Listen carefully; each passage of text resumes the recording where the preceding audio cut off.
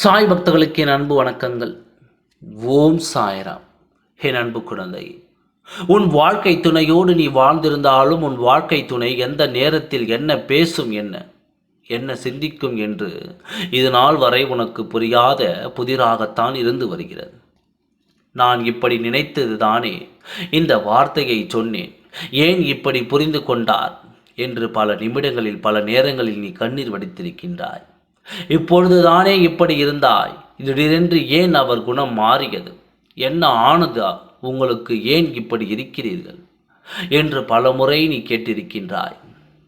எந்த நிமிடத்திலும் இப்படி என்று சொல்லும் நிமிடத்திலும் எப்படி வேண்டுமானாலும் மாறும். என் துணை இப்போது ஒரு வார்த்தையை சொல்லிவிட்டார். அந்த வார்த்தையை கேட்டவுடன் என் காதுகளை நான் பொத்திக் கொண்டேன், வாயெடுத்து நின்றேன். அந்த இடத்தில் அந்த வார்த்தையையும் இடத்தில் சொல்ல வேண்டும் என்று ஓடோடி வந்தேன். புரியாத புதிராக இருக்கும் உன் வாழ்க்கை துணை எதிரில் இருந்தாலே எப்படி இருக்கிறார் என்று உன்னால் புரிந்து கொள்ள முடியாத இந்த சூழ்நிலையில் இப்போது உன் வாழ்க்கை துணை உன்னை விட்டு பிரிந்து தனியே நீங்கி தனிமையில் வாழும் வாழ்க்கை எத்தனை கொடுமையானது என்பதனை நானும் அறிவேன். உன் நிலையில் இருந்து நானும் எத்தனையோ நாள் உன்னை நினைத்து கண்ணீர் வடித்து தனியாக வாழும் என் குழந்தைக்கு எத்தனை எழுதி தன் துணையோடு சேரும் வாய்ப்பை தர முடியும் என்று சோதிக்கும் யோசித்துக்கும் என்று உன்னையும் உன் துணையையும் ஒற்றுமையாக பார்க்க முடியும் என்று யோசித்து கொண்டேன்.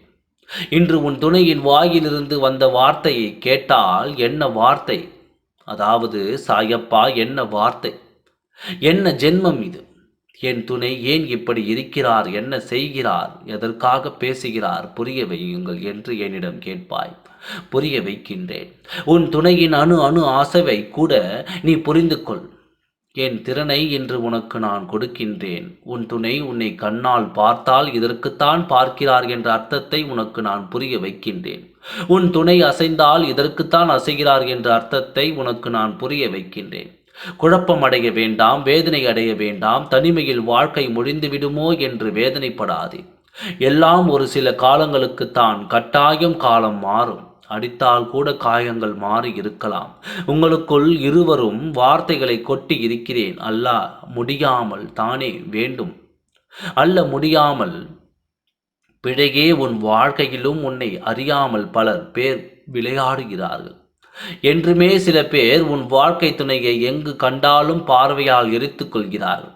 அப்படி இருக்கும் பொழுது உன் வாழ்க்கை துணையின் மனம் மட்டும் உடனடியாக மாற வேண்டும் என்று போகட்டும். உன் வாழ்க்கை துணை என்ன ஒரு வார்த்தையை சொன்னா தெரியுமா, அதுவும் என் வாயெடுத்து போகும் அளவு.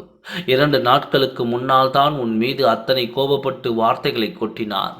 தீ போல் கேட்டுக்கொண்டிருந்த அவர் குடும்பத்தில் இருக்கும் ஒருவர் இன்று உன்னை பற்றி சொல்லக்கூடாத வார்த்தைகளால் உன் துணைக்கு உன்னிடம் சொன்னார்.